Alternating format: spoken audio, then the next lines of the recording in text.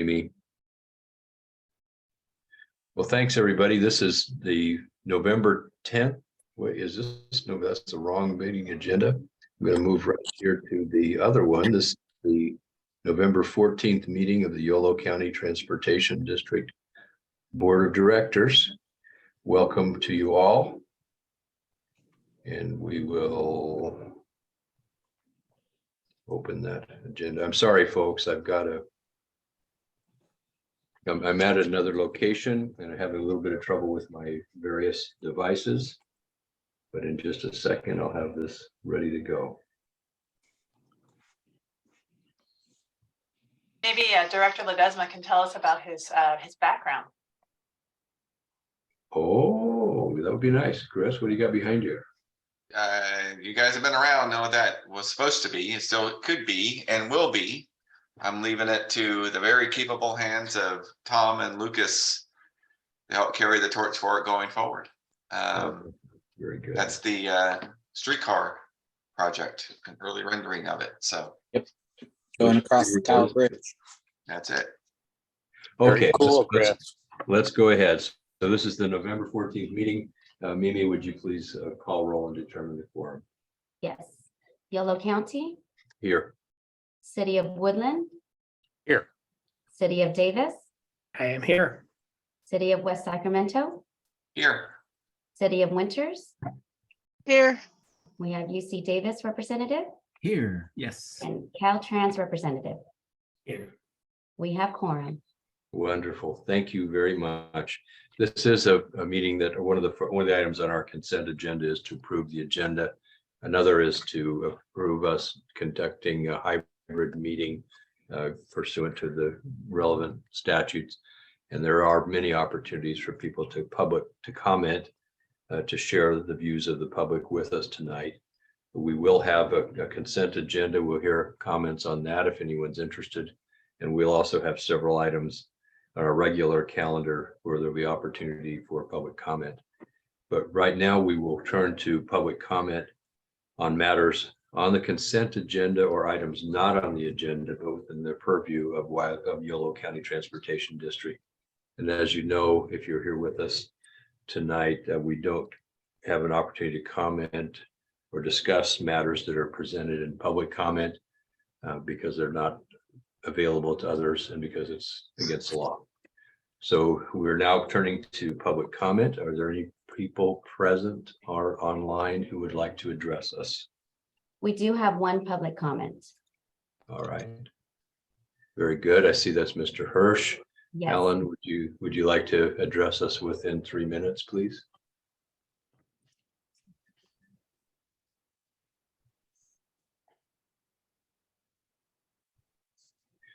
I think you can unmute yourself now, Alan. You're in the I'm panel. sorry, Don, I didn't hear the last 10 seconds because with those transitioning into the room here.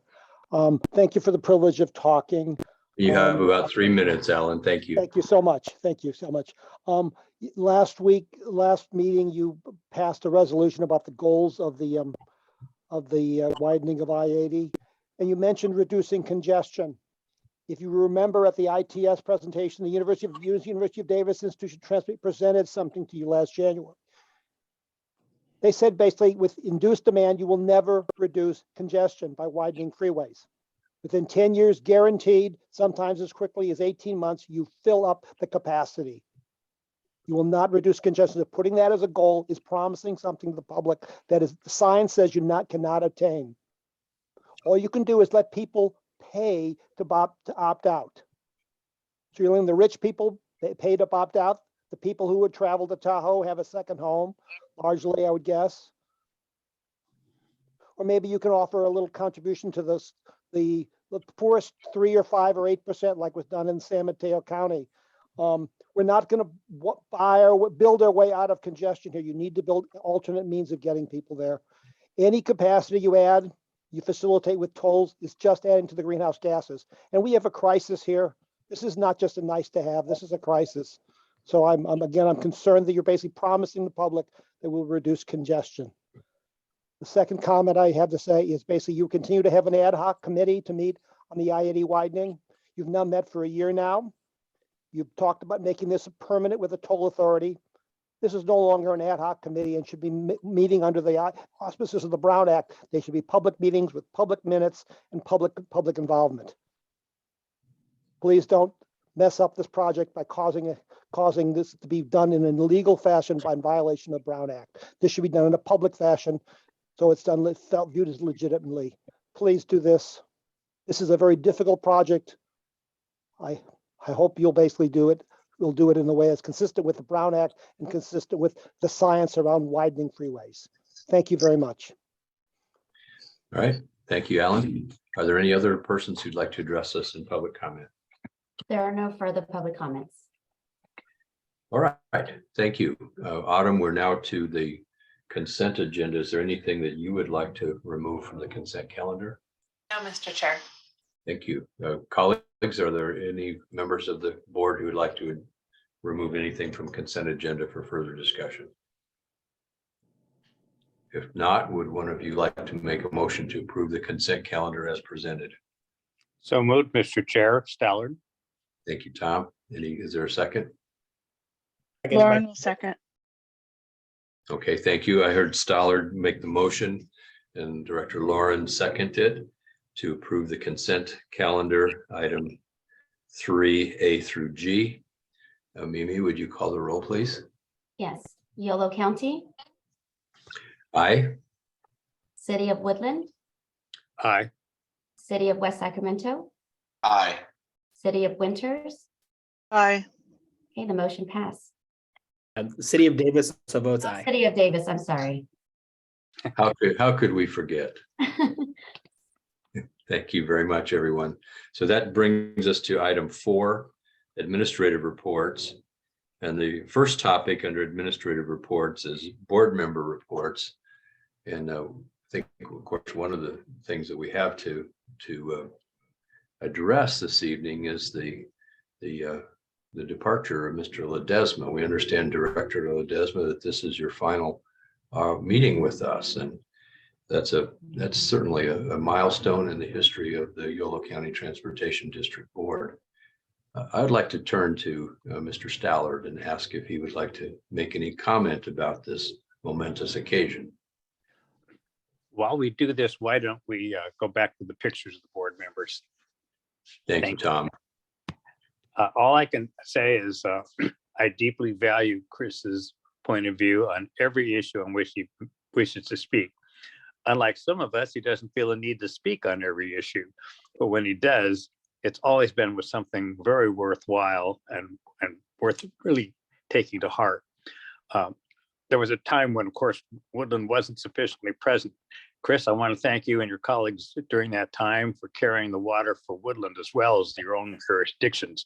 I think you did a great job pressing for Yolo Go and defining the role of the organization to help it evolve to what has become today is truly part of your substantial legacy. I know they're going to miss you deeply, and on the West Sacramento Council, I will miss you as a very reasonable and thoughtful voice at Yolo County Transportation District. I'm truly sorry that you're leaving public service. I hope you'll find another place to engage at some point in time. Thank you so much. Thank you, Tom. Jesse, do you have anything you'd like to mention or comment on? Wow, Tom really said it all, but I do want to echo that, you know, you carried the weight, you carried the torch for Woodland, but you also did for Winters when my predecessor's health was failing and it was hard to get to meetings.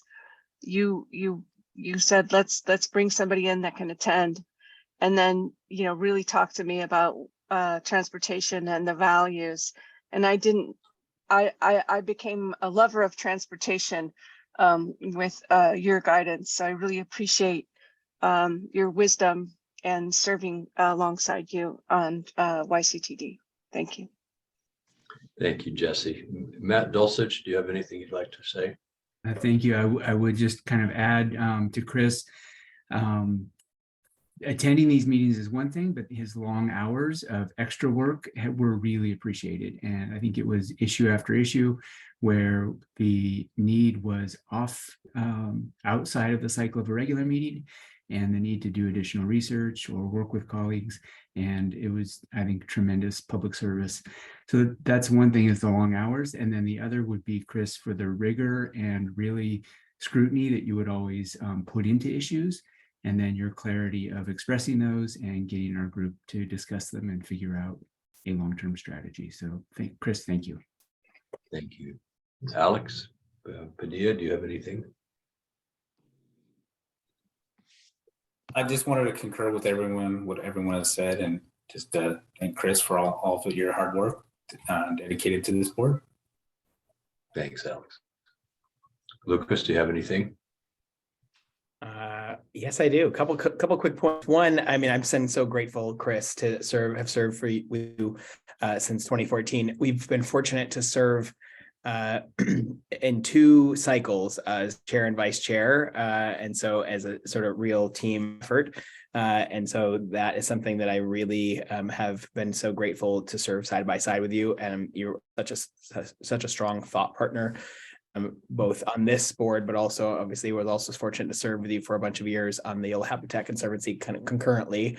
And when frankly, there was need to sort of shake things a bit at both agencies.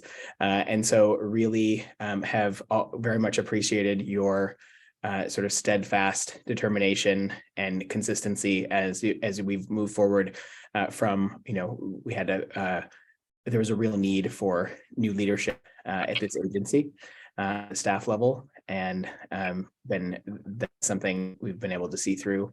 And so I really am so grateful for you and the opportunity to partner with you on this agency's board, but on many others, and just so you're dedicated to your own community and to the region, and so appreciate your service and look forward to our continued friendship years ahead. Thank you. Thank you, Lucas and Chris. We've shared some of these thoughts in other settings already in the past few weeks, and I know you're going to. I'm kind of the same boat. Every meeting we go to might be the last of that particular series. You have been a key partner that I've appreciated on regional bodies from the beginning. I think our terms coincide, and we've had some long conversations about this agency and about others at crisis moments. And I think these are the invisible, but very, very, very important and critical activities that the local elected officials are involved in.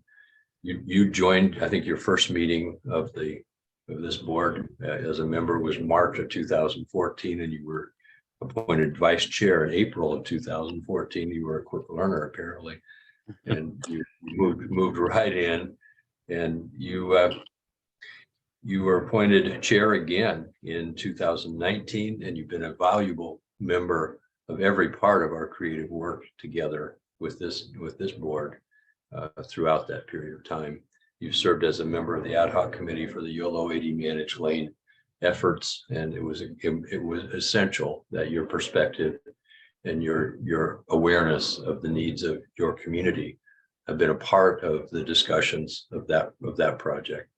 You've been so active in the innovative transit arena in West Sacramento, and as it affects the rest of the region, both with the streetcar and with the micro transit service, that you've been a key participant in implementing that VIA system in West Sacramento. Our dialogue, our conversations here at this board, you've been consistent in your focus on financial sustainability, long-range financial planning, making sure that we're not simply looking at the short-term impacts of our decision-making, but how they can last well beyond our tenure. You've worked on establishing an operating reserve. You've led our efforts in strategic planning. You've made sure that the work that we do together serves the localities and the jurisdictions that are member agencies. In short, you've been a responsible steward of the purpose and mission of this agency all these years, and you've done all that with a smile and a cheerfulness and a deep intellect and courtesy and respect for all of your colleagues. I really appreciate serving with you, Chris, and I wish you well on the next set of endeavors, because I know they're exciting, equally exciting, and I wish you the best there. So thank you, Director Ledesma, for your service to this agency. And you don't have an opportunity for equal time because I'm chair. But if you Well, have I'm any- sure that's the case, but I really thank you, Mr. Chair, Don, and to all of you. I'm really touched and probably a little emotional at the moment. I don't think I was rightly prepared to kind of walk into the certainly the nice words and certainly Lucas's backdrop of I'm trying to figure out what exactly that is, but it looks like a terrific place to be at. And I really, a couple of things. Your words really meant a lot, each of you. And I think at the beginning of the year, when I started to think that this might be the outcome of the year, I was starting to hint at it by how do we preserve the values of this group so they are passed on to the next boards and the folks. And because this board is, I'm really proud to be on this particular board. And it's very thoughtful people with passion for their constituents, and what I've learned and loved about transportation and transit mobility is how it can be a great equalizer in people's lives. And all of you in your own way, Jesse coming on when you step in on our vision and values strategic planning session a few years ago that we're amending tonight. Now, I'll get to that in a second, but you stepped in ably and learned and were willing to add your voice, which was welcome at the time. And Matt, you've been just a really great steward for UC Davis and helping us move forward. Tom, your voice was welcome in Woodland. You're right, we weren't ably represented. I'm glad you stepped in and helped. And Woodland has a soft spot in my heart, if you didn't know that, because my mom grew up in Woodland and had family there. So it was always somewhere I grew up there too. So it was great. I was happy to help represent Woodland. My good friend Lucas, thank you for your partnership. I've really, this is not goodbye to any of you. It's just certainly like I've enjoyed the partnership of this board. And Lucas, you've been a terrific voice here, and I know you've carried that on. And you work at SACOG, and just you're becoming an amazing voice in the region, and you'll be great at the supervisor role. I can't wait to see all the great things you do next. And Don, Chair, you and I have started in this. You're served a lot of bodies together, and just appreciate. I apologize to you that I wasn't able to make your event this past week, and you're rightly shown in the spotlight. And if I were there, I talk about just the experience you get. Certain times you get foxhole experiences with people where you have to dig in and take bullets. And the Habitat Conservancy was one that you and Lucas and I had to go through, and I appreciated your stewardship at that point. And frankly, to be partner with you on that and to make the transformation here to where Autumn and the team that's here and staff, it's been an amazing transformation that we've been able to make. And I know there's nothing but good work is ahead. And to Autumn and Hope and the team at YCTD, I wish you all well. I appreciate all that you've done and the changes you've been able to affect. Right, I love the direction that Yolo bus is going, and if I played some small part in that, I'm proud of that. I'm proud of the work you're doing. I'm proud of the work all of you are doing, and any way I could be of help going forward, I will. And I'm keeping that up on purpose because that won't leave sort of my sights as an advocacy point. Being the first point of rail into Yolo County is an important thing that I hope you all can help advocate for as well going forward. And in short, I really wanted to say that Don, I appreciate your word, particularly about when I started this crazy business 12 years ago, if I would have thought I could be known as a responsible steward and somebody called me that, and I would have been, that's all I could hope to be. So I appreciate that. And I'll stop talking now because we have work to do still on one last meeting, but I just want to say thank you to you all. This is an amazing group of people, and you're doing amazing things. And for those that will be on YCTD, especially Autumn and the team, carry forward, because this group really brought about some amazing change. And I think the opportunity is there for you to do great things. And just wish you all well. And I guess I'm not far away if you ever need anything, but it's just certainly been a privilege, honor to serve with all of you. So thank you. Thank you, Chris. Yes, good. And Autumn, I shortcutted staff comment, and I apologize for that. But if you would like to, we'll move to your next item on the report. But if you'd like to, you or Hope would like to make any other comments, please feel free.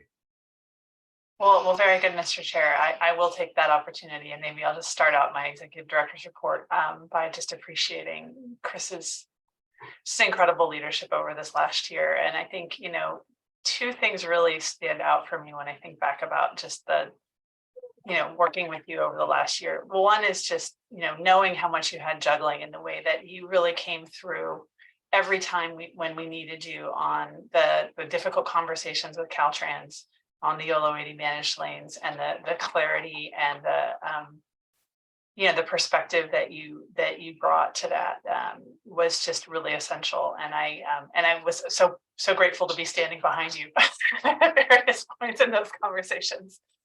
And the other thing was during the budget conversations last spring, my first budget and Leo's first budget here, you really helped us both, and we've Leo and I have talked about it. You really helped us clarify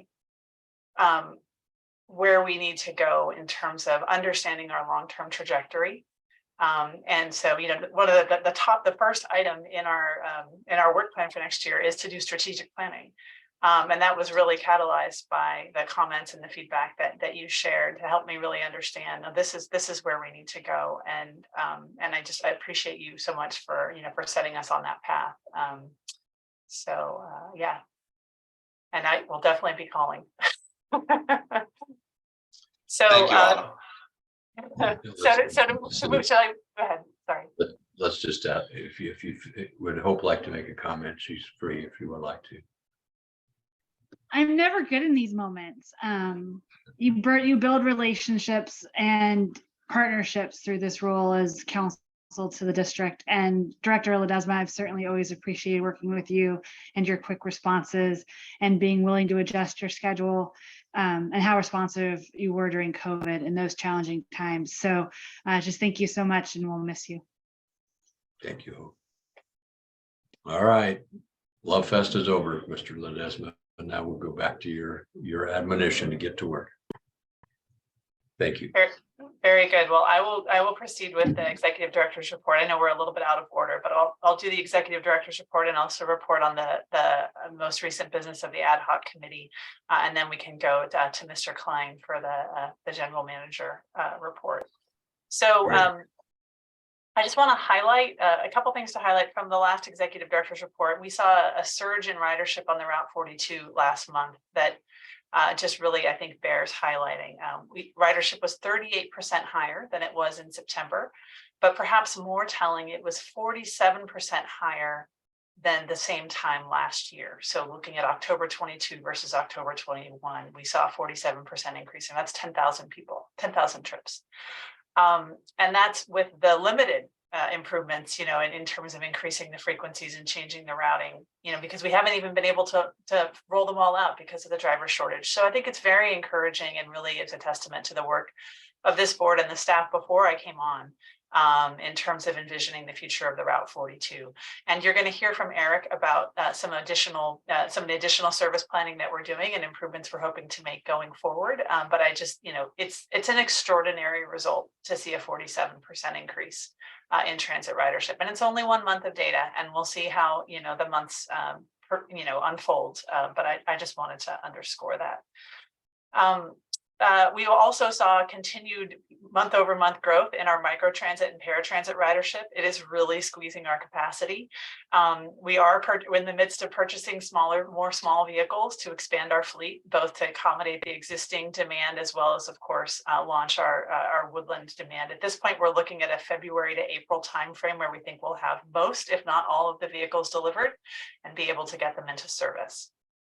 And then lastly, Director Ledesma is not the only one we're saying goodbye to tonight. Both our beloved board clerk, Mimi, and senior planner, Kristen Mazur, are both moving We're really sorry to see them go. Both have made their mark on this agency. And I just especially want to thank Mimi tonight for all of her incredible, unwavering service and dedication to this board through what has been a very difficult year for her personally. I'm so sad that she's leaving, but I also really just wish her all the best. And she's so dedicated that she even helped us find her replacement and postponed taking her new job until she found the right person and was going to have an opportunity to train her. And I understand that that person is actually listening in tonight. And I look forward, she is fantastic, and I look forward to introducing you to her at our next meeting, but I just wanted to take a moment to appreciate you. And so with that, I will turn to the ad hoc committee report on the Yolo 80 managed lanes, so I don't embarrass her any further.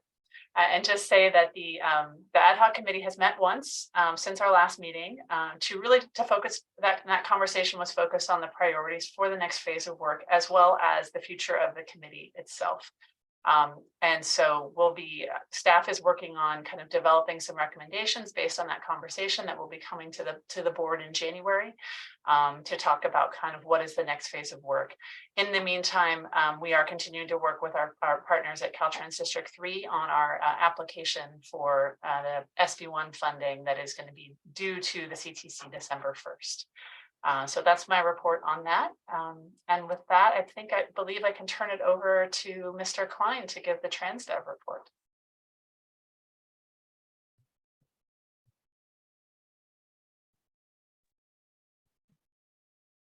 Good evening. I'm sorry, I don't have any video this evening. Can you hear me okay? Yes.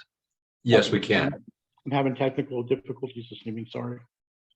Well, on our side, there's been a lot of moving parts. We do some internal changes with staff. We have a new safety and training manager that's just great. He's got a lot of experience. He's from TSA, actually, over 20 years at TSA. So he's actually a trainer for local. We had a meeting a while back and the guys came and I asked them, by the way, do you know so-and-so? And they all looked at each other and said, of course we do. He trained us all.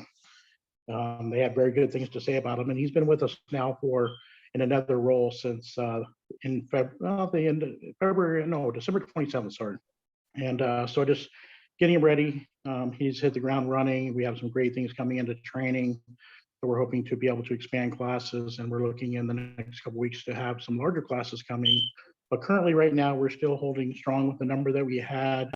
We have 2 more drivers finishing up their licensing this week. And so in about another week and a half, they'll be out to revenue service or so. And then next week, another one finishing their licensing. So we'll have about probably another 2 weeks after that, she'll be out into revenue service as well. So we're still heading towards positive numbers. But like I said, we're hoping anywhere about 2 weeks from now to start a class with probably between 10 to 15 if everything goes right. Okay, Michael, thank you. Very good. Are there any questions of Mr. Klein?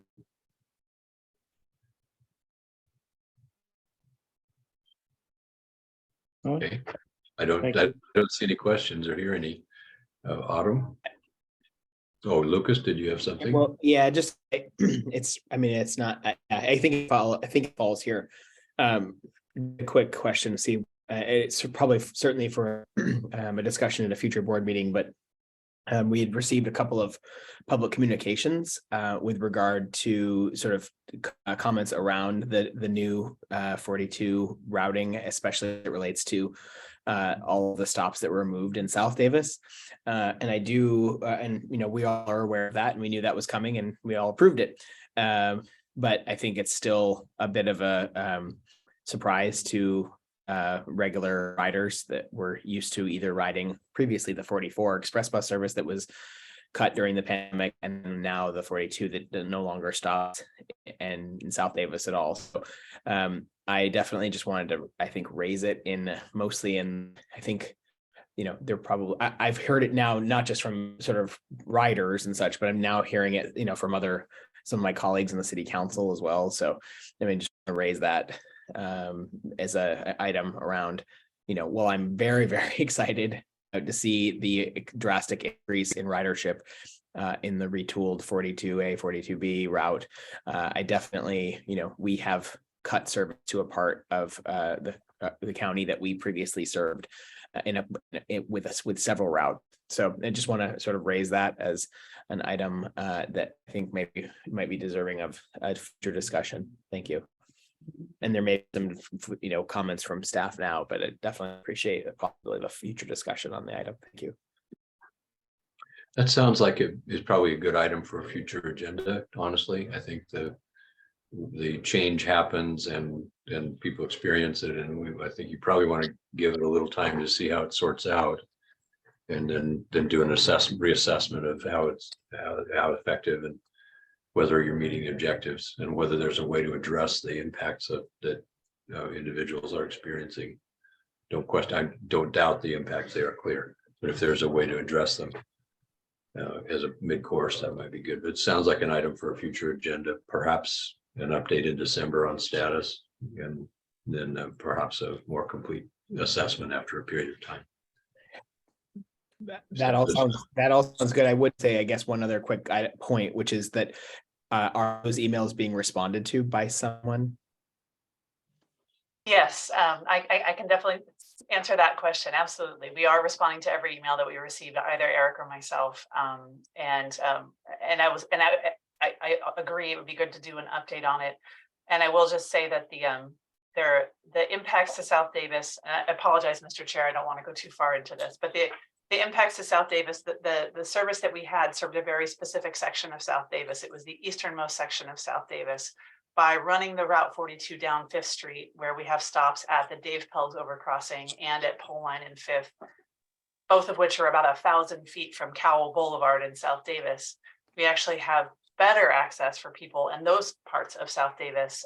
But I think that the freeway itself does pose a real barrier, physical as well as psychological. And, depending on how close you are to one of those overcrossings, it could be better, but it also could be worse. So I think the picture is more complicated when it comes to South Davis versus saying we've just simply eliminated service in South Davis.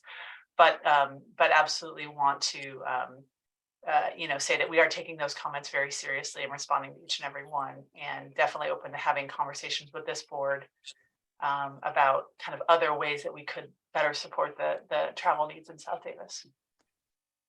Okay. And so perhaps a follow-up in December.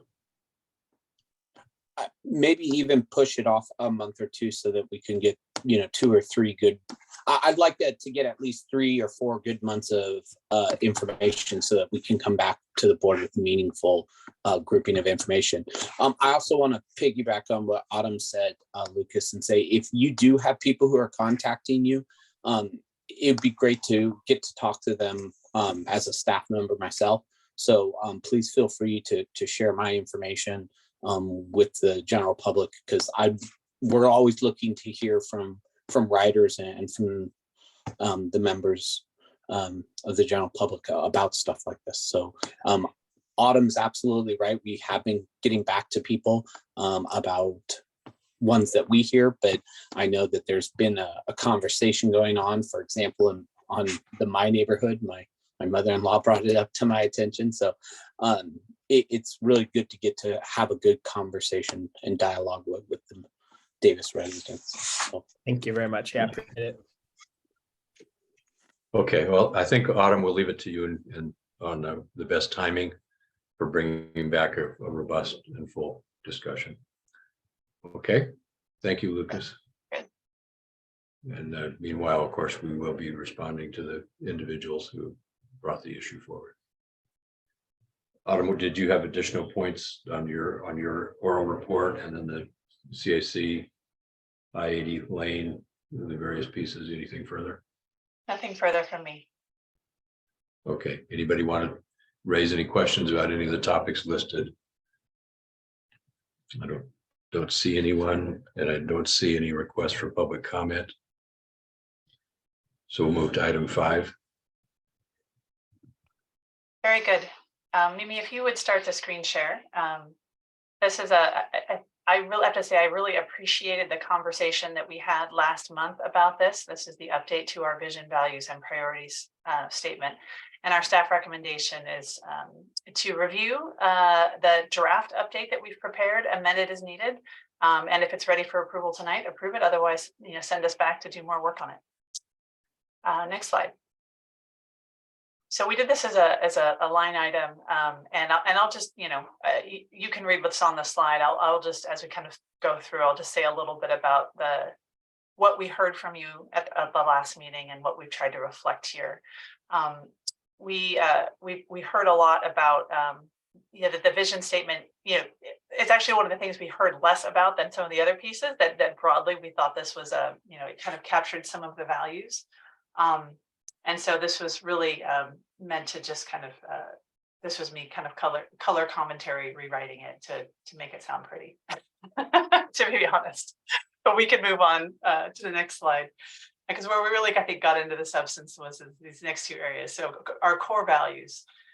So our core values describe our behaviors and help us to live out our vision. And so we had this kind of rather long list, and we heard from you all that there was a question about, are these in order of priority, and what does it say about our priorities if we think of it that way, and how do we and also how do we think about not environmental sustainability but also resilience, as that we really need to be doing both, and to be thinking broadly about stewardship and sustainability, and how really everything that we do should be oriented that way.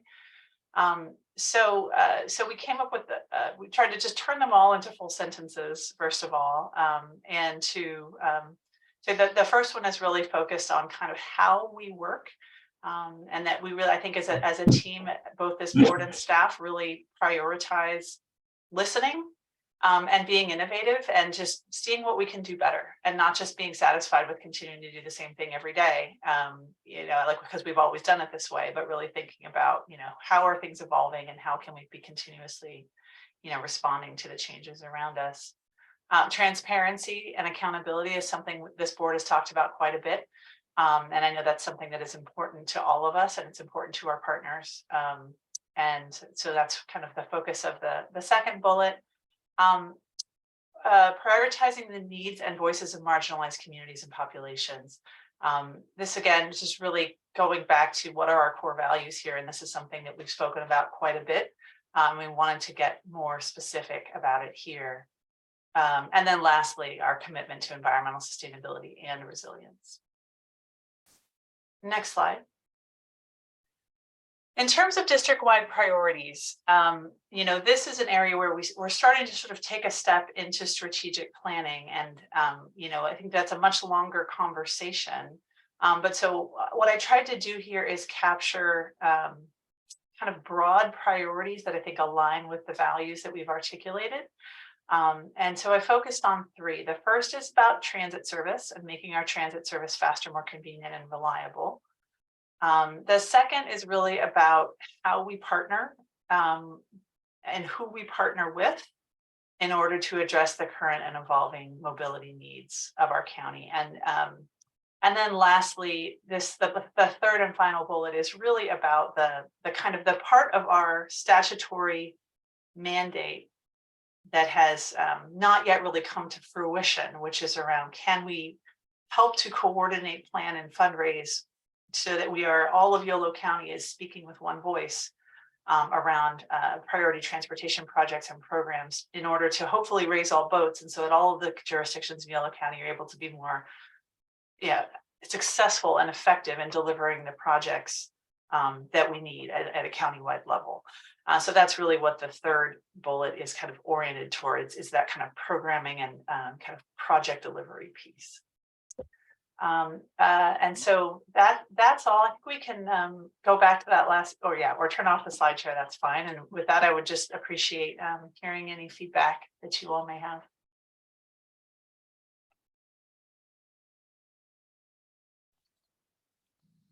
Mr. Chair, I'd just like to say that I think that looks really good. I think it's nice and clear and direct, and doesn't require a second reading in order to get it. So thank you for the job you've done, Autumn. Thank you, Tom. Are there other comments or questions? Jesse? Thank you for recognizing me. I just wanted to say that going back to what Director Ledesma said about How do we preserve the values of this board? I think the way that the district priorities are written, they're written in a parallel way to the values of this board. And I think it helps sustain the work that we've done. So I'm very happy with what has happened here. And I think that it bodes well for the future of who's ever on this, whoever is seated on this board to know what they're supposed to be doing. Thanks. That makes Okay. sense, I hope. Very good. Other comments?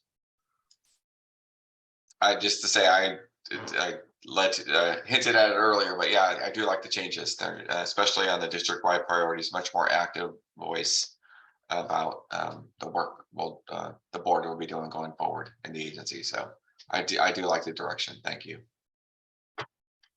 And same from my perspective, Chair Saylor, just affirm the same thing. And I know this board likes to look at things and try to massage them. And to Autumn, I'd say this one, I don't see anything to work on. It looks great. Yeah, thank you. Lucas, I have a comment. Do you have something you'd like to say? I was just going to say ditto to all the comments thus far. Autumn, would you bring the slide up that has, kind of get back to the slides for just a second? I do have one topic I want to bring up. The one slide right before this one, I think it is.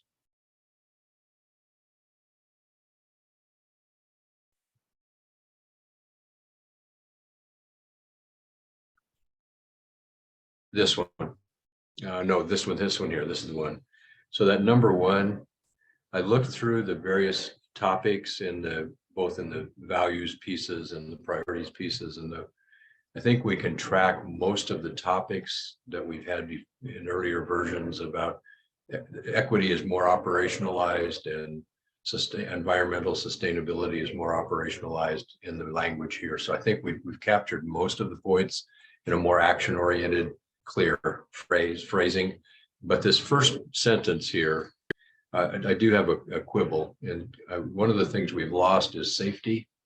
And so I think that I would suggest that this sentence, and the other thing is we're in this sentence, we're comparing some future state to some present or past state.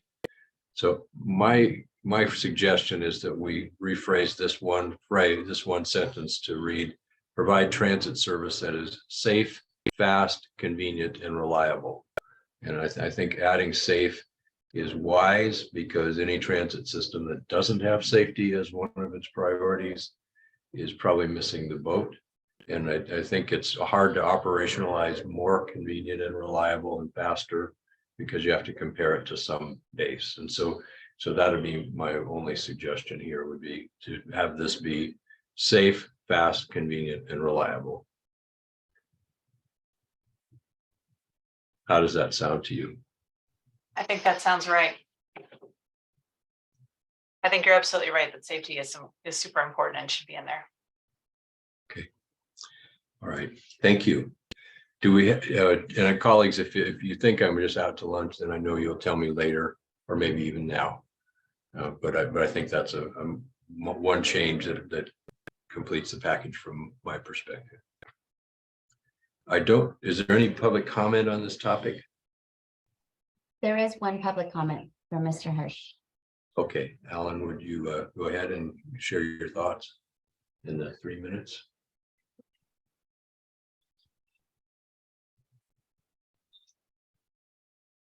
Can you hear us, Alan? Thank you very much for letting me comment. I appreciate adding safety, but what type of safety are we concerned about? Is there crime aboard the bus? Are there threats aboard the bus? If so, we should be tracking those. I'm not aware of that. Is it accidents? So if safety is super important, if we're in New York City, I'm concerned, but I don't understand what that's coming from, but I don't know. I think it's fine to add. You mentioned in your priorities having a transit service, but we have one of our goals, our vision is sustainability, which means mode shift. We know we need to reduce our single occupancy driving by 30%. And if we don't call that out as one of the goals of this agency, I don't know who's going to take that on in this county. And if that's environmental sustainability and that's resilience, we should be calling that out as a priority. if we think climate change really is a priority and really is a crisis. I think that should be called out explicitly. We need a mode shift. If you don't call that out, then it's not going to happen. It's not a priority.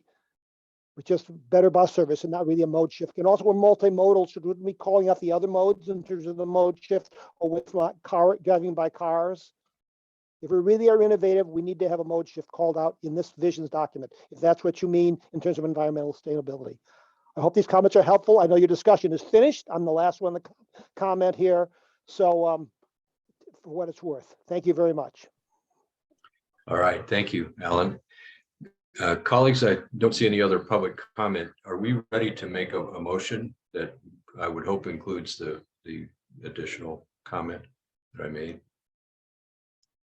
I'll go ahead and make the motion with your addition change. Is there a second?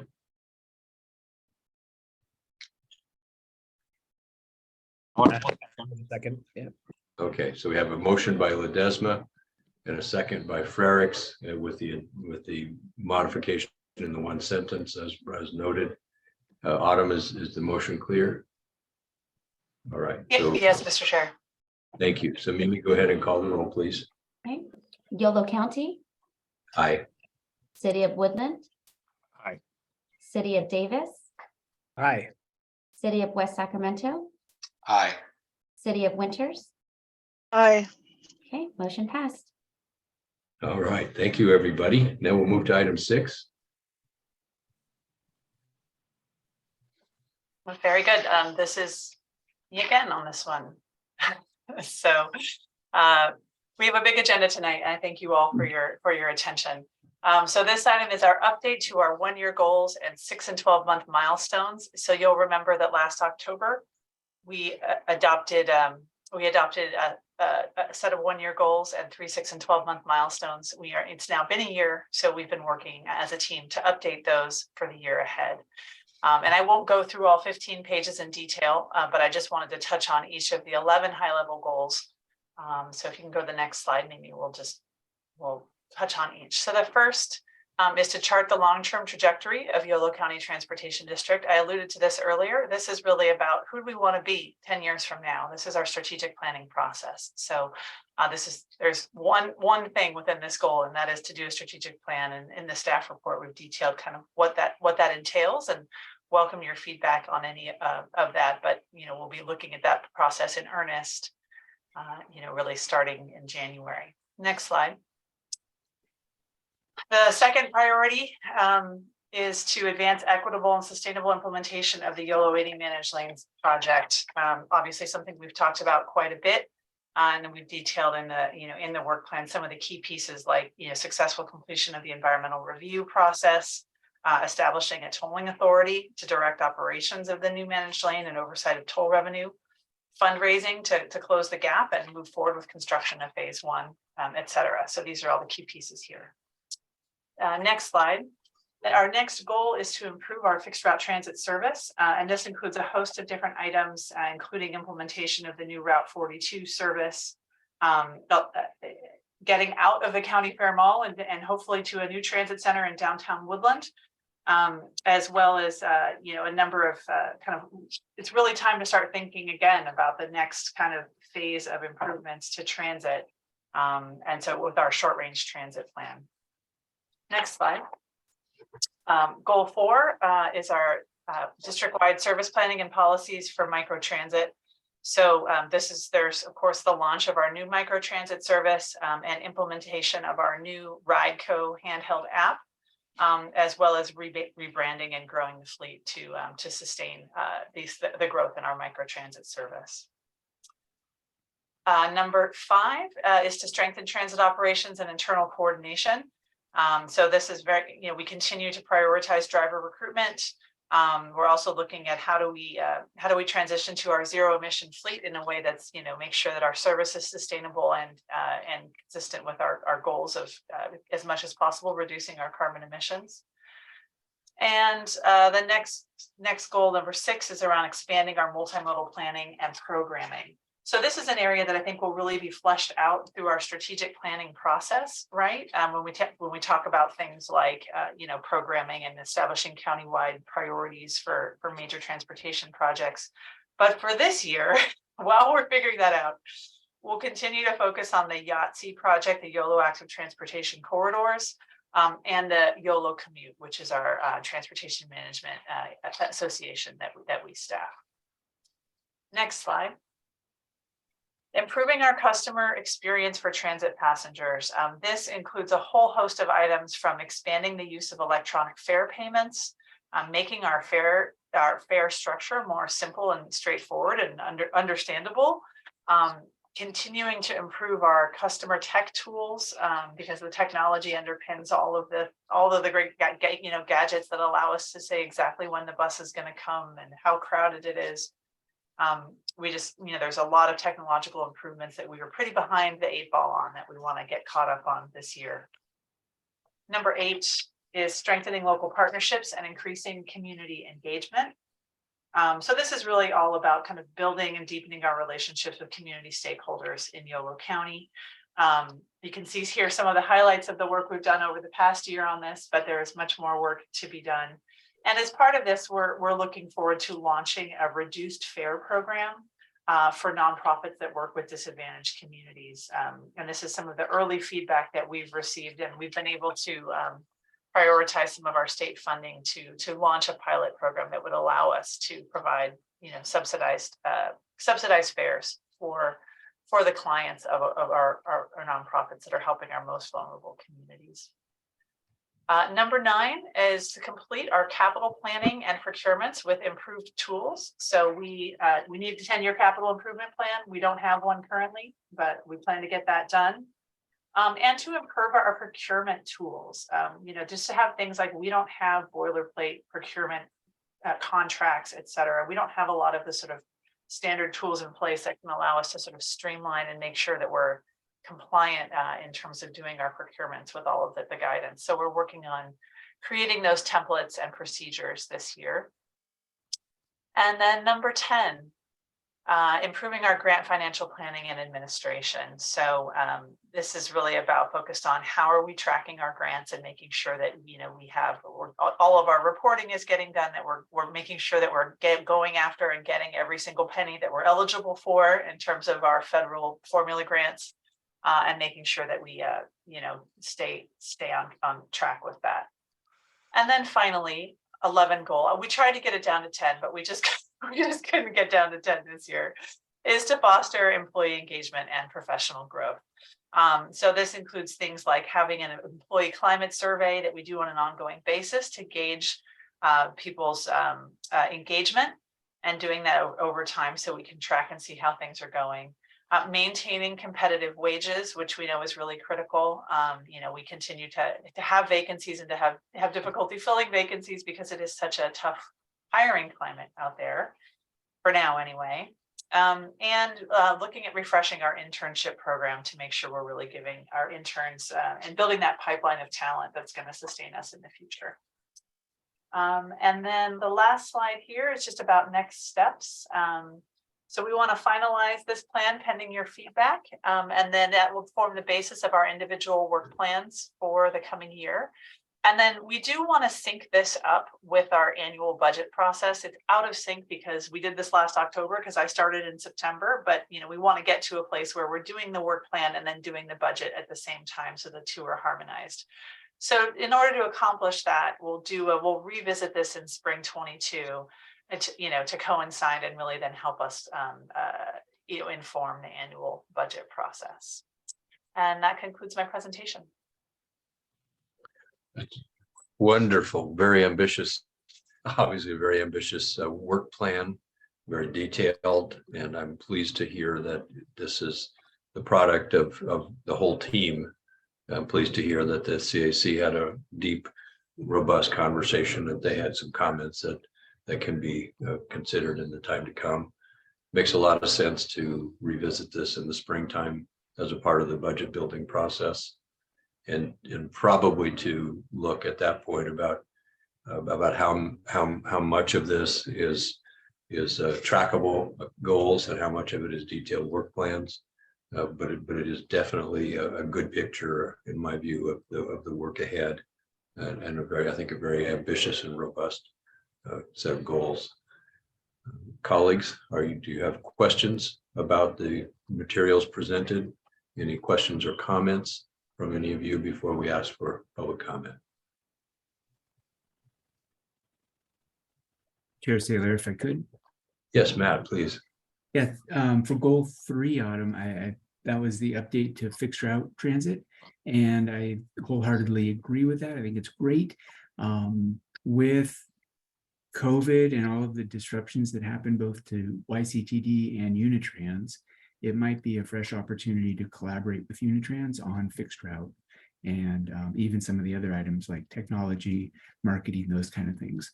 So I just wanted to plug that as a potential item to collaborate again and more with Unitrans. That's it. Good comment. Others? Jesse, do you have your, yes? I do. And first, I'm very impressed with the 11-point plan. I'm looking at number 3, also the improved fixed route transportation service for transit service. And I'm kind of pairing it with growth in cities. I know, speaking about Winters, we're looking at several different developments that might be happening in Winters. And although we have microtransit now, we might have fixed route in the future. And so the way that we are planning, I think should be part of YCTD, that we should be planning in parallel for the future. And I see that as a dovetail part of number 3 is the future planning. Thank you. Okay. Other comments? Other questions? Okay. Let's see if there's public comment on the package that we have before us. We do have one public comment from Mr. Alan Hirsch. Okay. Well, Alan, when you're ready, please go ahead. Thank you very much. This, like much of Autumn's work, is amazing. It tells us exactly, and the public exactly what's going on in the robust, comprehensive package we're doing here. I'm very impressed. The only tweak I would say is can you put a metric on some of these things that report every month on this sort of stuff? That might be a small tweak. Maybe it's a bridge too far at this point, but this is an amazing document. It also tells the public activists where they can get involved and where they can make improvements, or if their concerns are being addressed somewhere under the hood, which sometimes people don't know. Thank you very much for this. Thanks, Alan. I appreciate your comment. Okay, Autumn, anything further before I think we're ready to take a motion to adopt this, to let's see, approve the updated 1-year goals and 6 and 12-month milestones to guide the work over the coming year, with the understanding that this will be revisited in the spring as a part of the budget building process. Is that the appropriate motion? Yes? Yes, from my perspective, yes. Okay, thank you. Is there someone who'd like to make that motion? I would like to make that motion. I'd like to move this item as stated. Thank you, Director Lauren. Ledesma was second. Wonderful. Director Ledesma seconds. Please call the roll, Mimi. Yolo County, Yes. City of Woodland,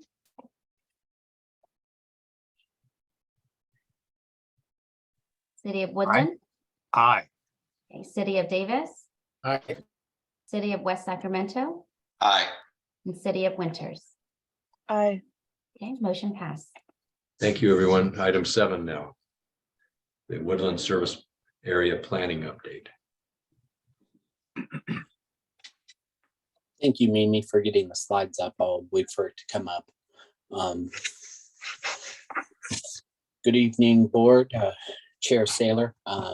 Tonight I'm here to present a quick update to what YCTD is doing with the Woodland Local Services. We have a recommendation that the board listen to this update and provide feedback on the number of questions we have. This is all around the transportation options that we're looking at implementing in the city of Woodland, which include both fixed route and microtransit service. Next slide. So YCTD is starting its public outreach for the service changes in the city of Woodland, including microtransit and fixed route. We will be, in the next weeks and months, we'll be launching a general transportation survey to get information from Woodland residents about their use of transit services. We'll also be launching a onboard survey on the routes 211 and 212. And we'll be conducting stakeholder workshops. I kind of like to think of this as a stakeholder workshop where we get feedback from all of the members of the board on what they're hoping to see and any possibilities about any ideas on service. So, and then once we get through all of that, we'll host some public workshops and discuss with the public about what they would like to see as far as transportation services in the city of Woodland. Next slide. So this all started with the Woodland Go study, which recommended service changes that included the restructuring of the routes 211 and 212. This included restoring both early and late evening trips. It also discussed the creation of a new Woodland microtransit service. We will be continuing that planning process as a lot of the Woodland Go study was completed before COVID hit, and just going ahead and making sure we get all the I's dotted and T's crossed. While we're doing this planning, we'll also be evaluating additional changes that would affect Woodland. This includes the rerouting of 42 service in Woodland, and also the relocation of the transit center from County Fair Mall to downtown Woodland. All of these changes in service are part of the planning process, but may be implemented kind of in staggered mode as we get both drivers and capital improvements needed. The last slide is, next slide. This last slide is just to remind the board about what services are here in Woodland, in particular the 211 and 212, which are the local services, along with the Route 42A and 42B, which provide intercity service. So next slide. As we finish this up, I was hoping to have some hearty discussion with the board, in particular around just some of the questions that you see. We're looking at getting feedback from different community-based organizations. If there's anybody in particular, anybody can think we should talk to, we'd love to hear it either in this meeting or via email. We also have some questions about the span of service for both microtransit and fixed route service, which I think is a very important discussion to have, along with the number of days per week that both of those two services would be operating. And the last question, is just to have the discussion among the board about which is more important, service coverage, how close the bus gets to everybody's origins and destinations, or travel time, how quickly they get between point A and point B. All of this is up for discussion. It doesn't have to be tonight, but I really was hoping to hear from the board on any thoughts. And that is the end of my presentation. Try to keep it quick so we can have discussion. Thank you, Eric. I appreciate that. Tom, would you like to make a beginning comment or question, given I know you've been working on this set of issues very hard? Thank you, Don, and thank you, staff, for this great input. I think we're making great progress. We're basically rethinking the whole system. The relocation of the multimodal service, well, actually the transit hub from the mall to downtown would be a great plus for the community. The mall, unfortunately, is on pretty reduced circumstances at the moment. Very few stores remaining. So it's really appropriate to relocate that. The technical questions of what we should do with 211 and 212 are really not within my personal expertise. So I think the steps the staff are taking, both to survey people and to seek other community feedback, is appropriate, because as I don't ride the services, I don't know exactly what they're doing. My wish and hope is that eventually point-to-point demand service will reduce the need for local buses. We'll see. And I'm not a transit expert, so I rely on our staff to help us make those decisions. I know those questions have been considered in West Sacramento as well, and they still have local bus lines as well as the VIA service. Let's see here. In terms of groups for feedback, I would say we have the Chamber of Commerce. We also have a major presence with the Yolo County Housing Authority here in Woodland with Donnelly Circle. So I'd certainly want to make sure they were considered. Our homeless operation is out at 102. It's pretty far out, for a local transit service, but we actually have 2 vans out there, so we're trying to be responsive to their needs as well. Other than that, I think that's probably more than I need to say at this time, Don. I want to listen like everybody else and let facts make our decisions for us. Thank you.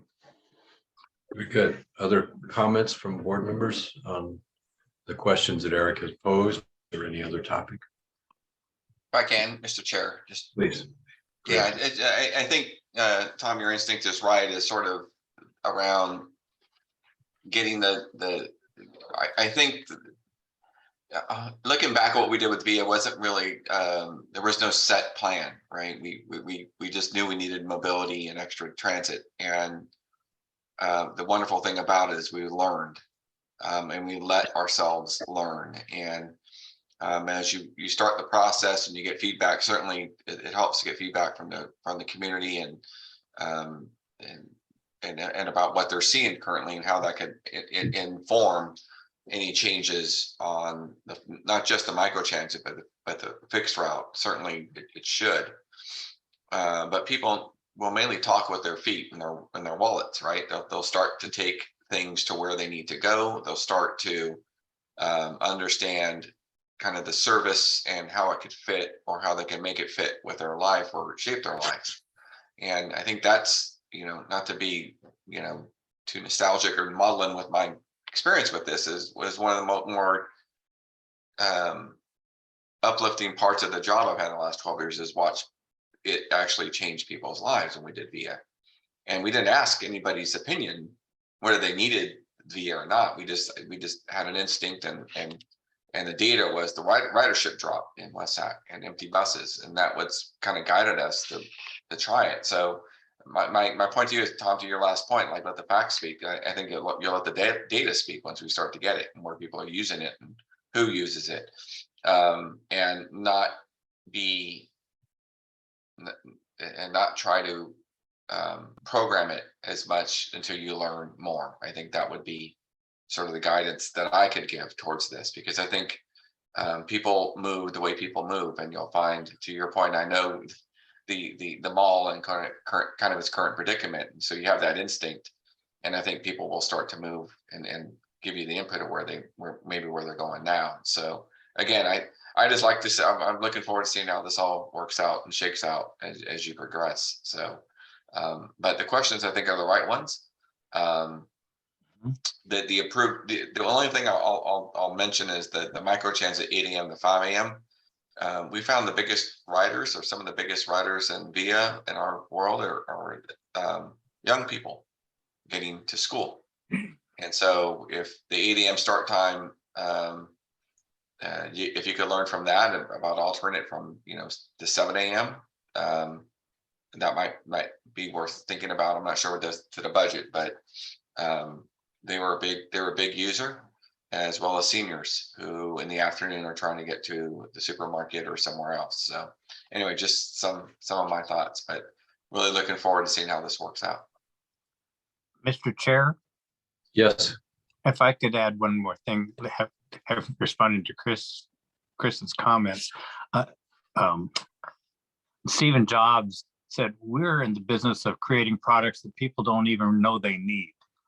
And nobody would have imagined what the smartphone was before it appeared, and then we all knew we needed it.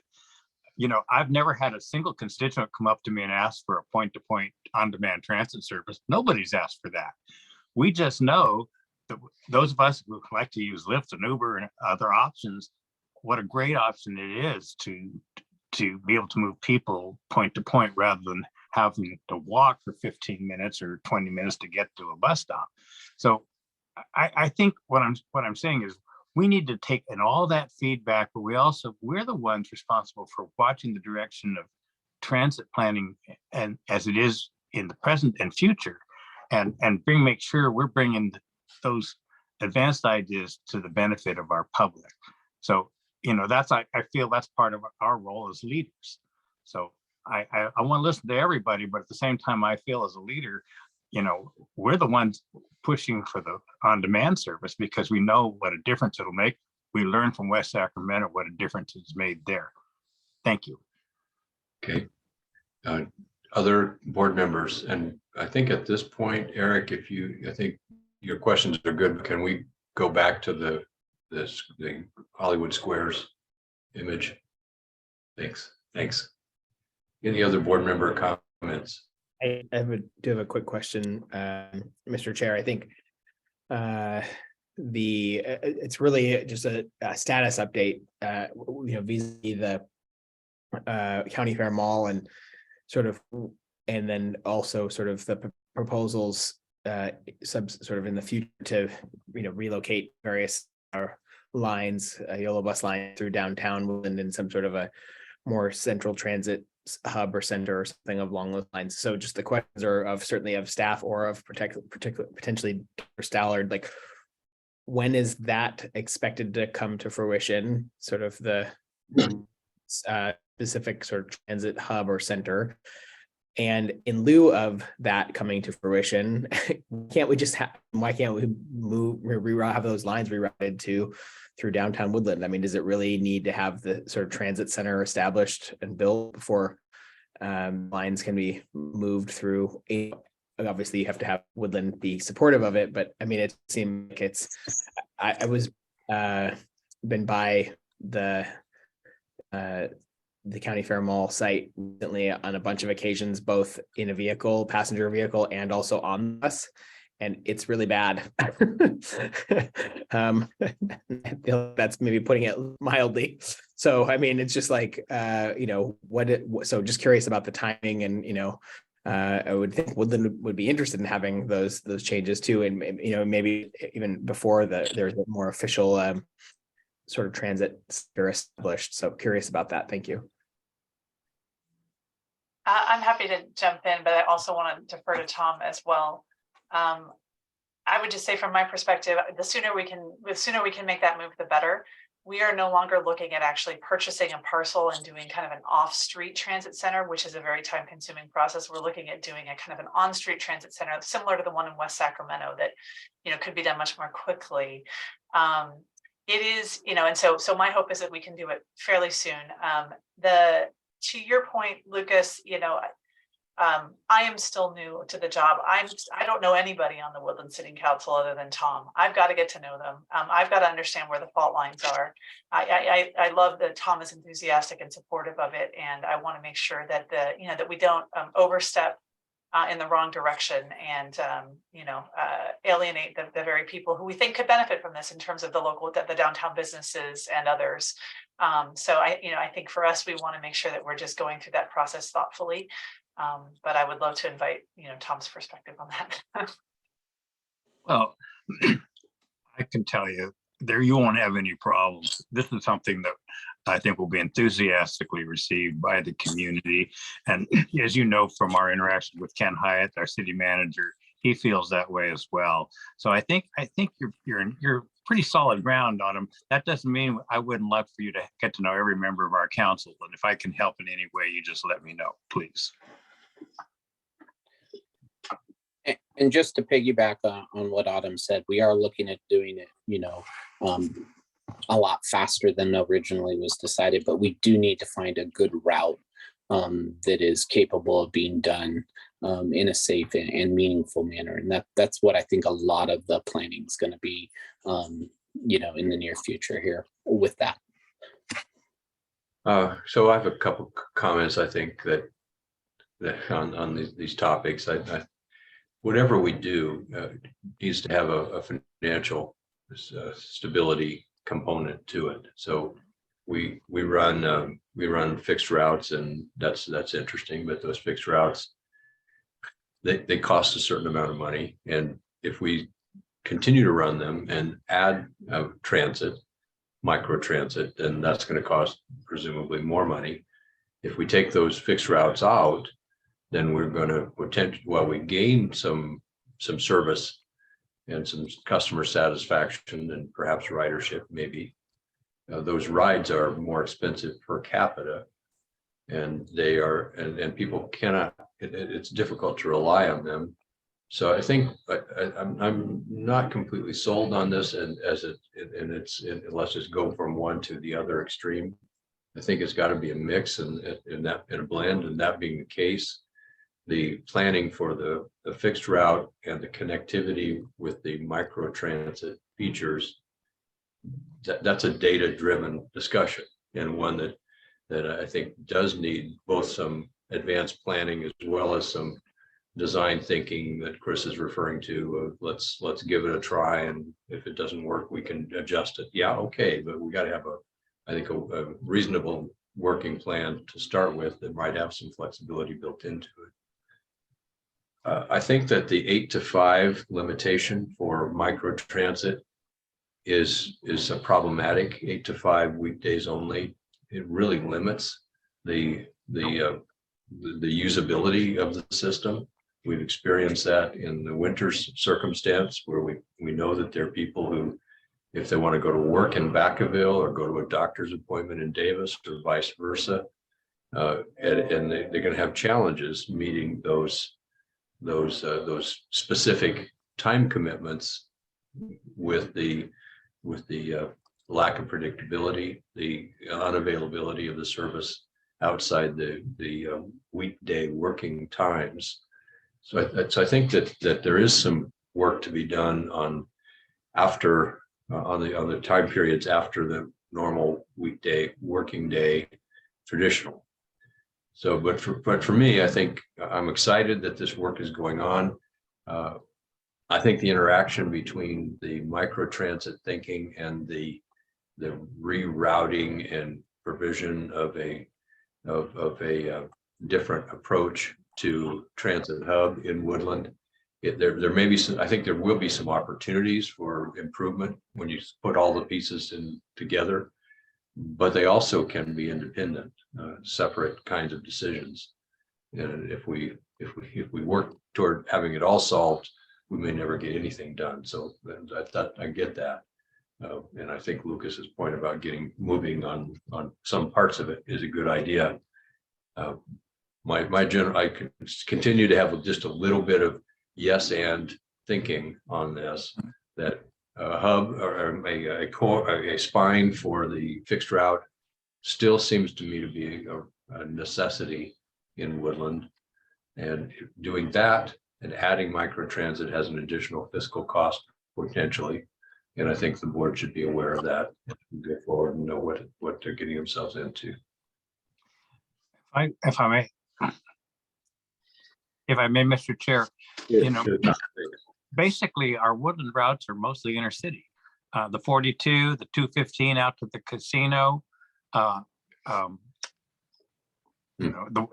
one that goes to Knights Landing, the Woodland, and so these inner city routes, we're going to be a bus reliant community, which is a good thing because we have so many inner city options for our people. But the only two local routes that I can think of are the 211 and the 212, and so it isn't a horribly complex problem. We watch them and their ridership as we implement point-to-point transit and see what happens and what the needs are. I want you to know, I agree with you about the 8 to 5 issue, but I think again, the facts are going to make the decisions for us. And the wonderful thing about point-to-point is we don't know how many we have to have on at any given time. And we could have some start at at 7 in the morning and they go off duty after their 8-hour shift, and others come on at 10 and stay till 6, something like that. Because we're talking about multiple vehicles as opposed to singular buses. So anyway, I think it's a pretty exciting time. And that 42 success story just shows what happens when you really apply a little intelligence to the issue. I mean, there may be other factors, but 10,000 additional trips, that's pretty impressive as far as I'm concerned. Thank you. Yeah, whenever we make a change in operations or even schedule, somebody who's used to something is going to be, well, now I have to change everything in my life to be able to be there 15 minutes earlier and go 1,000 feet further to get the connection. So let's say that 80% of the people who want the on-demand service are going from the origin point to the same destination. Would we continue to provide that as a point-to-point service, or would we say, well, maybe that would be an opportunity to improve fixed route service with greater reliability? I think there is. I think we shouldn't fall in love with any idea. We should let all of them play out. It's wise counsel, but we're likely to have our biases, or our instincts thinking that one direction might be helpful. Anyway, but data at the end of the day is the answer. I think of the South Davis issue. Imagine if you had a point-to-point service as a backup in Davis, at taking people to the regional bus. If they want to catch the bus to Sacramento, the point-to-point gets them to where they can count on that bus. So that kind of flexibility is what I see as possible as we move into this realm that West Sacramento has pioneered. Yeah, I absolutely agree with that point. I think that having a spine that works and connecting points of, Zoom, the little scooters, God bless them, and whatever other bit of detritus we want to arm our streets with, we can do that and get the people from place to place, including point-to-point on-demand transit. All right, Matt, you've been holding your tongue. You have anything you want to add to this mix? All right, Jesse, anything you'd like to add? Okay, Autumn, thank you very much. Eric, do you have what you need for this? I mean, did you get what you wanted? You got some board comments and. Chair, this is exactly the kind of discussion I was hoping to have, and I really appreciate the board taking the time tonight to have this discussion, because it is very helpful, and I really appreciate all of the assistance on this. You are really a masochist, my friend. Now, let's see. Do we have any public comment on this before we move to the next topic? We do not have any public comments. Okay, thank you. That brings us, I think the next one is the next one item 8? The branding. It is, and I will just, I'm going to let, Christopher is going to take this item, but I think this is his first time presenting to the board, even though he's been doing yeoman's work for close to a year now. So I just wanted to just welcome him to his first presentation to the board and be nice to him. Okay, you got that, guys? I would appreciate it. Thank you, Autumn. But good evening, everyone. For those who don't know me, my name is Christopher Kwan Lee. I'm the Communications and Marketing Specialist for YCTD. And tonight I'll be talking to you all a little bit about branding. But I'm sure as leaders for many different organizations yourself, you understand the importance of branding. For me, as a communication professional, branding is important because it helps distinguish an organization from others in the same space. It can also make an organization memorable, builds credibility and trust, which I feel like as a public agency is very important. And most importantly, it will inspire our stakeholders and our community to come together, join us on our journey, and achieve our mission. For many years now, the Yolo Bus brand has served as the YCTD brand. This was fine when YCTD was concentrating on providing public transit to our community. However, as we grow to provide more than just public transit and encompasses other things such as multimodal projects and other transportation needs for our community, our branding should evolve as well.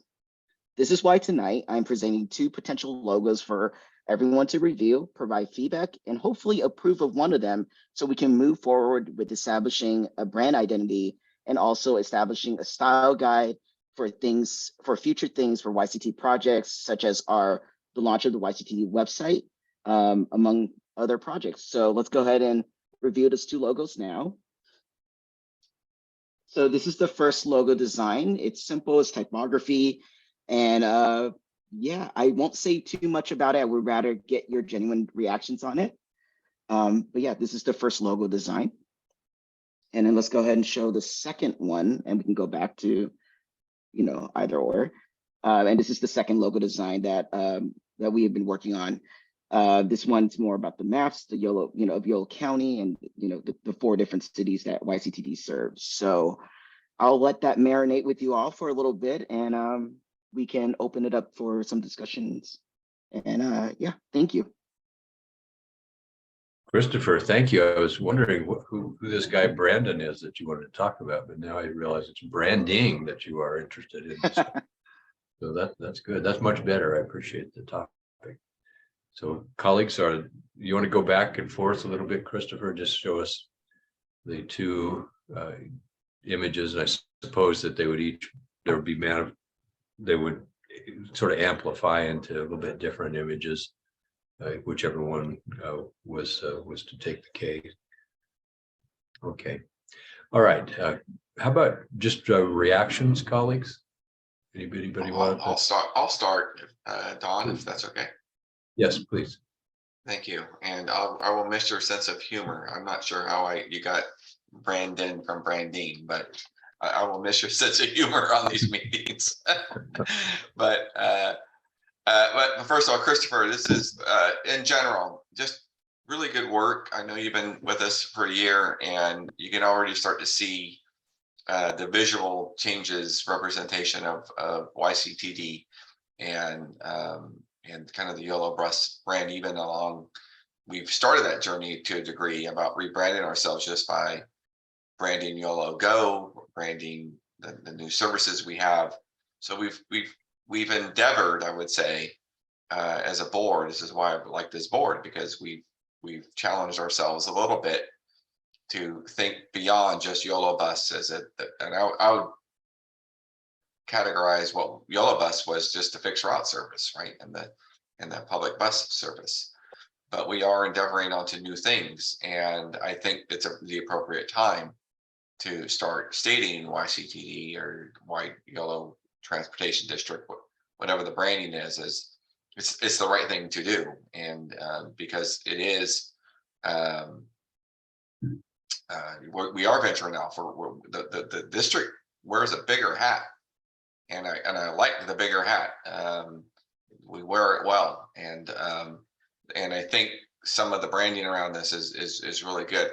I'm a little drawn to the first, not this one, that one, yeah, a little bit, because it sort of my little bit of branding background, Christopher, is around being able to create brands and sub brands, right, and how everything should connect. This does have some not just color scheme, but font or visually, it kind of can relate to the Yolo Bus, which I don't think you're saying you're going to get rid of Yolo Bus off the buses, but this is that there's some connection there, and there should be, and I kind of I think it's directionally kind of going where I think it should go.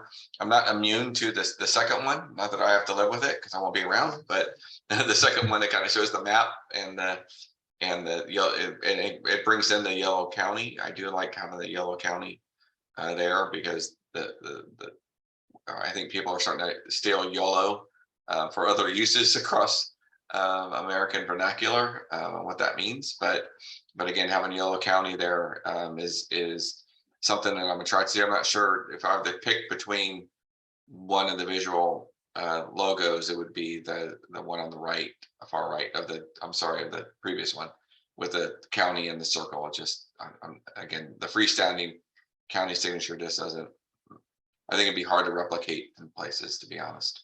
But anyway, I do like the effort. I'm probably drawn to the first one that you had up earlier, as because it does have some connectedness to in any one of the freestanding text logo or in the primary logos. It kind of stands on its own.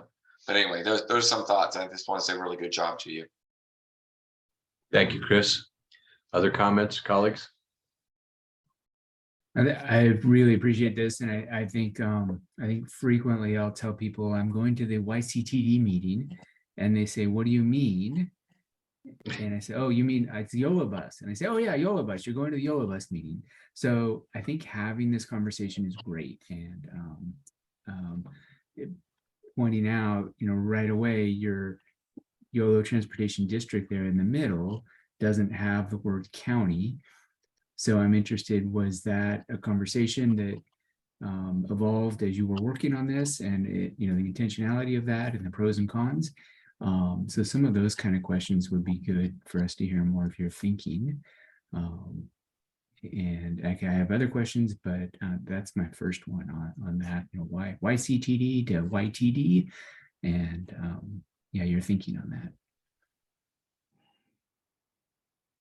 Yeah, I'd be more than happy to answer that. I feel like for me, especially living in the time that we do now, where everything's a little bit more fast paced, where, people want to hear things a little bit more catchy, saying YCTD is kind of a mouthful.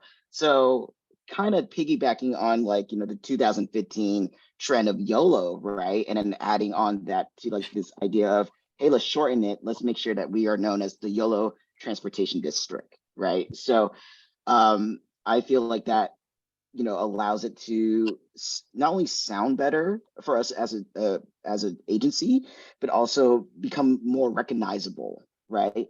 With here too, it builds the foundation for future branding as well. So we already have YOLO bus, for example, right? Now we have YOLO Transportation District. What else can we add to that, right? So what's our next future product, right? So we can add YOLO and add whatever the next product might be, right? Whether it's, for example, YOLO Go was one of the idea behind that, right? So I feel like dropping the county and making sure that this is its own kind of thing, its own, the district is its own individual brand, is why it's a thinking behind that. That's great. And does YCTD right now, do we have a logo that's kind of separate from the YOLO bus logo? No, we do not. Okay. If I could make a comment, Matt, I think that's a very interesting, I think you've rifled in on a very important part of this branding exercise. We have, in the last few years, Yolo County Housing Authority changed its name and its branding to simply Yolo Housing Authority. And one of the things that really sort of highlighted is that agency, the Yolo Housing Authority, is not a subsidiary of Yolo County government. It is a standalone agency. It just happened to it serves areas outside of Yolo County as well. It does have residential facilities in Solano County as well as in Yolo County. And so that changing of that was an interesting brand. I think of our sister agencies in Solano County, there's the Solano Transportation Authority. And in Sacramento County, there's the Sacramento Transportation Authority. So it's sort of an interesting thing, and it makes some sense. Actually, kind of appeals to me, to be honest. And I'm fully supportive. I just wanted to hear the thinking that went into that. Yeah. And the first version is more appealing to me than the second version. Yeah. Thank you. Great progress. Other comments? Mr. Frericks, do you have any thoughts on this? Sure, Mr. Chair, a couple things. Firstly, Christopher, appreciate all the work on this. I will say though, as opposed to the 2015 YOLO fad that was previously mentioned, we are of course the original YOLO. So I mean, we're talking back to at least 1850, if not before. So anyway, just want to, we got to make sure that that's comes through in all of our branding. All kidding aside, things. One, I do think that I totally agree with the need for some sort of a separate, first of all, updated branding or logo. That's first and foremost. I put up behind me the my favorite vintage 1970s shag carpet Yolo bus logo, which probably outlived its useful life, about 20-30 years. And then before it was changed, relatively recently. So I'm glad that that's happened. I personally do like the map version better. If I was going to pick something, I think also I would say that the previous slide that has the YOLO TD logo looks pretty similar to TD Waterhouse. I mean, the sort of, financial company, and especially the green part, that's literally their color, I think. So anyway, just that is something that immediately came to mind. And then one quick question for you all. I mean, how, aside from internal workshopping with yourselves, and now it's ostensibly more internal workshopping with us, which are still ourselves, how much external sort of, or any, focus groups, discussion with anybody outside of the organization has occurred? I would really appreciate hearing a little bit about that. Thanks. I can jump in on that, Chris, if you want. None is the answer. This has really been an internal exercise, and driven in part by all the things we talked about, but also that we are launching now a YCTD website that will complement the YOLO Bus website. And so this is in part to kind of inform the design of that. This is kind of one of those things where, Chris did all of this in-house. This could be we could spend a lot of money and a lot of time on consultants to help us with branding. And we sort of just decided to kind of just plunge in. But definitely would love to, hear if there's, thoughts on, having a bit more of a robust process around that. We're certainly open to it. I guess thanks for that. I appreciate it. I don't think that there has to be some big external, especially consultants and all these other things. Like, just I think when we have expertise and in background, in various backgrounds on staff, like, I think that's fine. I do think, though, that it could benefit from some some sort of workshopping, socializing with others. I mean, I think that there are a variety of other agencies that we work with that have sort of marketing / branding type folks on their staffs. I mean, it could be good to have those. Just like sort of, you take both sets of these logos and sort of make sure that there are additional sets of eyes on them. And I think there's probably not just on the agency side too, but there's folks in that and that do that work in the region, and they probably are willing to provide us some feedback on it. So I mean, I definitely think it's, I don't feel like some new effort has to take place, not in the least, but I do think it, as with anything, bit of external sort of socializing is probably not a bad thing. Thanks. Okay, Jesse, any comments? Yeah, Christopher, it's really nice to meet you in person after working with you through the internet. But yeah, I wanted to just make some comments on the logo. The Yolo TD to me seems like I don't really know what that is. Like, the logo doesn't really say to me kind of what it is. So I'm not really in love with that. I will say that I just came out of being on the board of California League of Cities, which is now Cal Cities, who just rebranded themselves and their name. And that was a really fun process with, 400 cities or what have you. Can we go to the second bank of images? So the one to me that stands out the most and says transportation multimodal and where we are is that third one with the circle. I think it says a lot. I think it says that we're regional, but then we're interregional, and I just think that's really rich, and there's a lot there. And if I were to choose, that would be the one that I would want on my t-shirt, my hat, my bag, and on the bus.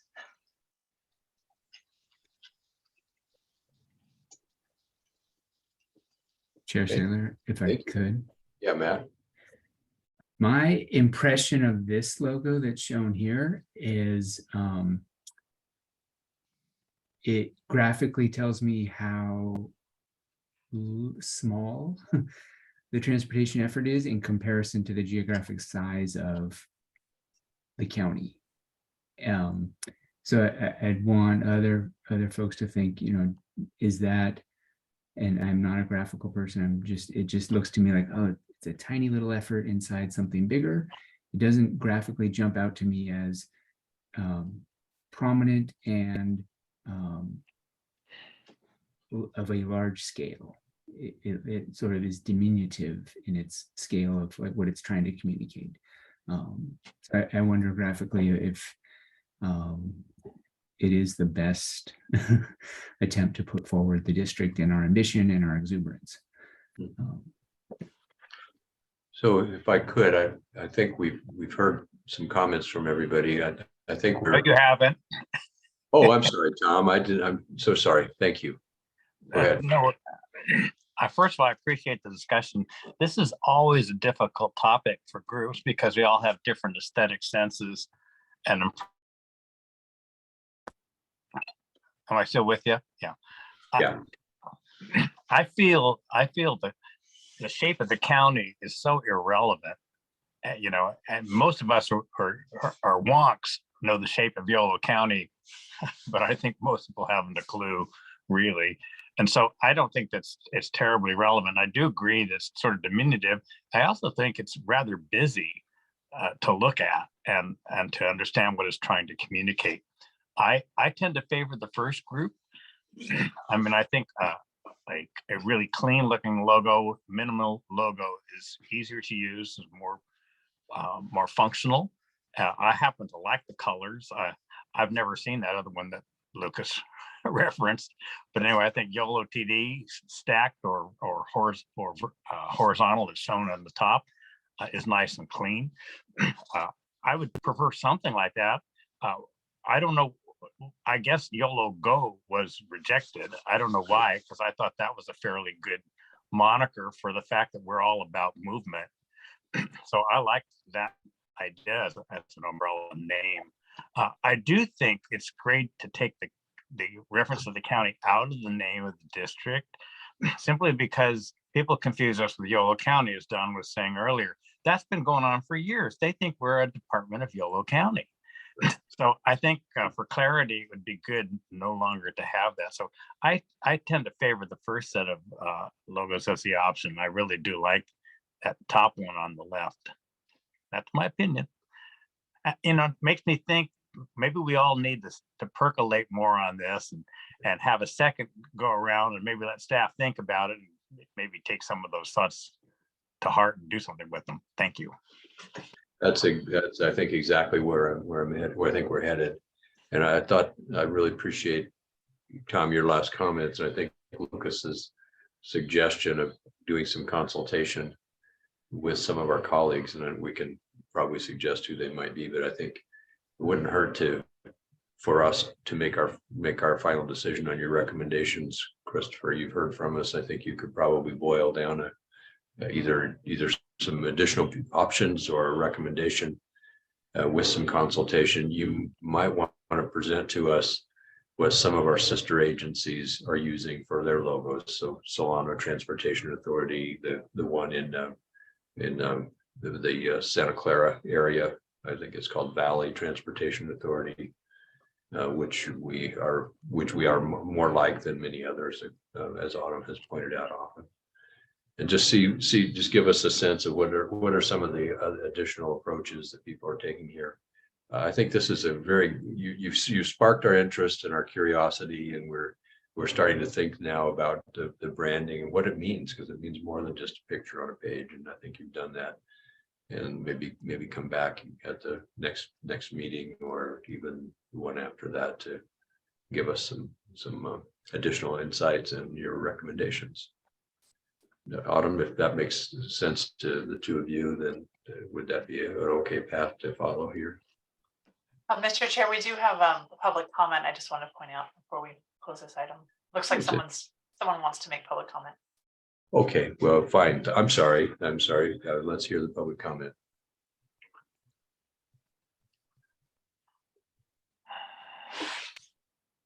Hi, this is Alan Hirsch. I have an MBA in marketing, a couple courses on this stuff. Branding is supposed to be contribute to your mission, to your vision, to your values, and convey that. So does the round ball, does the map of the county convey to our, let's say, a mobility, of equity, of environmental sustainability? Do those symbols convey to that? I'm wondering whether that really is going on, especially mobility.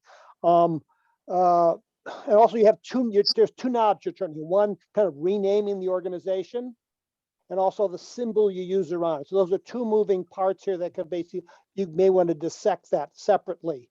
I know the logo will kind of drive the name of the thing, but I think you want to do that too.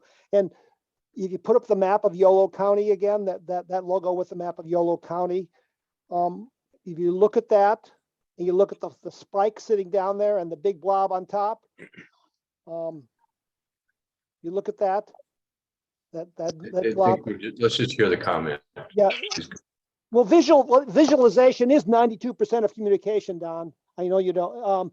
That symbol there, if you look at it, we're talking about visual things here. So if you look at that logo there, it looks like a gun to me. That's my reaction to it.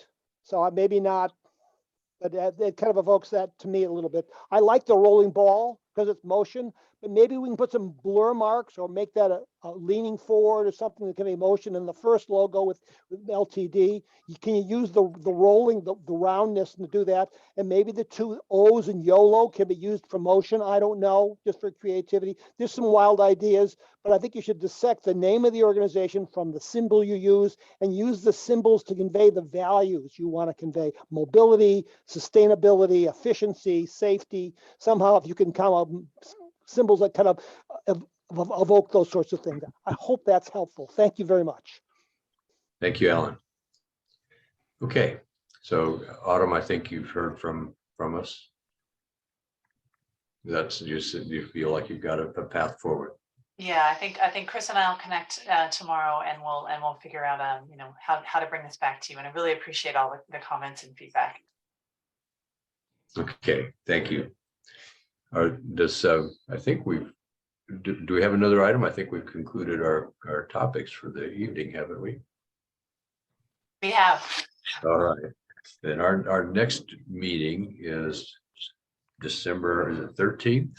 What is the next meeting date?